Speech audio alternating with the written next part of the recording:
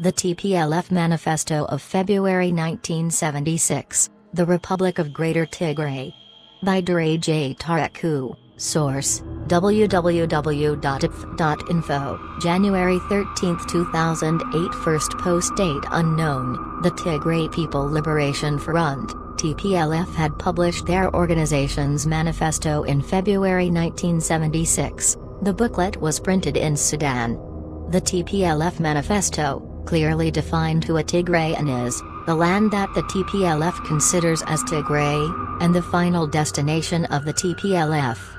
The following comprises some important contents of the manifesto. A Tigrayan is defined as anybody that speaks the language of Tigray, including those who live outside Tigray, the Kunamas, the Sahos, the Afar and the Total, the Aju, and the Welkit. B. The geographic boundaries of Tigray extend to the borders of the Sudan, including the lands of Humra and Welkit from the region of Begay-Midar in Ethiopia, the land defined by ALU, which extends down to the regions of Wallo and including Alamata, Ashanti, and Kobo, and Eritrean Kunama, the Saho and Afar lands including Asseb. C. The final goal of the TPLF is to secede from Ethiopia as an independent republic of Greater Tigray by liberating the lands and peoples of Tigray. This being the manifesto of TPLF in 1976, the question is how much of this program is implemented so far? The implementation of the manifesto had two important stages classified as a first stage of redemarcating Ethiopian internal boundaries and a second stage of acquiring Tigrayan lands from Eritrea and secede as an independent nation. Accordingly, the following important events took place. 1. After TPLF succeeded in holding power in Ethiopia, they have been working hard to change the internal regional administrations of Ethiopia at large and of Tigray in particular. As a result, they have imposed dictation on the Ethiopian parliament and succeeded in redefining the borders of different nationalities within Ethiopia. The boundaries of Tigray were defined exactly according to what was registered in their manifesto. They did this by annexing the lands of Wolkate Humra up to the borders of Sudan from Begay-Midar province and Wallo's Raya including Ashanti, Alamata and Kobo. In order to justify the demarcation, they had to give up something in return, and the lands closer to the Total and Afar regions of Ethiopia in eastern Tigray were temporarily sacrificed until the second stage of the project takes place. This important redemarcation of Ethiopian internal boundaries resulted in the successful completion of the first stage of forming Greater Tigray, later to be converged into the Republic of Tigray after the second stage is completed. 2. After completing the annexation of Tigrayan lands from the provinces of Begay-Midar and Wallo, they moved ahead to complete the annexation of portions of Eritrea to finalize the objectives of the manifesto in practice as the second stage of their project. Zalambesa is the closest one can get to the Eritrean Saho region and Adamuraganbada. Obviously, the temporarily sacrificed eastern Tigray region would now be simultaneously acquired in this second stage of the project, since there would be no organized force that could stop the Wayanes inside Ethiopia. By claiming these lands and forcibly annexing them, the manifested Democratic Republic of Tigray would be practically realized, and then of course cessation from Ethiopia would follow. 3. Accomplishing the dream inside Ethiopia was easily performed by simply dictating terms in the parliament, since TPLF administrates Ethiopia, while means to finish returning the port of Asseb would be accomplished by the Ethiopian army, financed and supported by the Ethiopian Economic and Human Resources. Patriotic Ethiopians are expected to side with TPLF in hope of probable return of Asseb to Ethiopia, while the truth is that the port city, if recaptured, would not be Ethiopian but of the would-be new nation of Greater Tigray. This is so because the second stage of the project would have been completed at this point, making it the right time for the TPLF to secede. If there is anything that might delay the declaration of the Republic after this, it would have been the time required to consolidate their control of Eritrean portions by sheer force, further using and exploiting innocent and patriotic Ethiopian people's expectations and support. This support would again be betrayed in the final stages of the creation of the Republic. 4.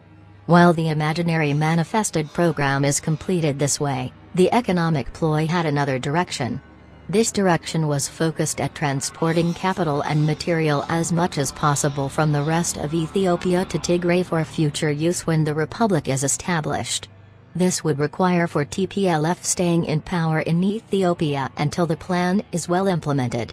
The implementation of this economic program is crystal clear for anybody who has recently traveled to Tigray.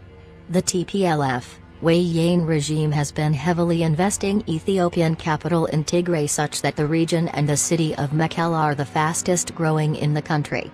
Mekelle is infested with so many new buildings which have no immediate contribution to the Tigrayan economy.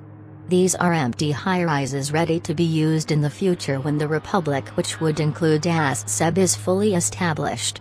Besides the fact that numerous buildings have been built in Tigray at the expense of the Ethiopian economy, the following are few indicatives to that effect as to how much has so far been done in last 15 years of their power. Economically, an international airport in Mekelle with no immediate importance in terms of accommodating international guests and travelers since the city has yet to grow both financially and infrastructurally. Being this the fact, however, the erection of this new and expensive airport was based on two objectives. The short-term objective is to help the TPLF's war efforts against Eritrea by bombarding the same into submission without having to worry about air distance using the Ethiopian Air Force from Tigray. The long-term objective was to move the entire Ethiopian Air Force to Mekelle and convert it to the Air Force of the Republic, and at the same time to use the international airport for civil aviation of the Republic of Greater Tigray after declaring independence from Ethiopia. 2 more international airports have been completed in Tigray, again with no immediate importance in terms of accommodating international travelers. b. 3 colleges in Mekelle, namely engineering, medical, and business. These colleges are complete in terms of infrastructure for future use when the Republic is established. c. The cement, textile, electricity dam, marble, and pharmaceutical factories in Tigray which costed hundreds of millions, billions of clean Ethiopian money. The port of Massawa was used to sneak materials inside Tigray in the name of Ethiopian imported goods, and used exclusively for Tigray without the knowledge of government offices in Addis Ababa. d. The multiple high-rising office buildings empty for now but to be soon filled by the Wayne bureaucrats in independent Tigray. e. The luxury residential homes and spacious buildings such as those known by Tigray Hills in the outskirts of Mekelle for possible embassy offices and residence of diplomats. d. Refer to the extensive list of companies owned by TPLF with the majority having their head office in Tigray. Politically and strategically, the above being few of the massive investment of Ethiopian economy in Tigray, their political and strategic plans were made to be effective when the group of top TPLF leaders moved their offices from Addis Ababa to Mekelle. The movement coincided with the completion of the first stage of implementing the manifesto so they can closely monitor and design the implementation of the second stage of the project. In the process, they have been effectively preparing a strong army from within Tigray. The same TPLF group, the TPLF Coalition Committee, dictates terms on the entire Ethiopian issues.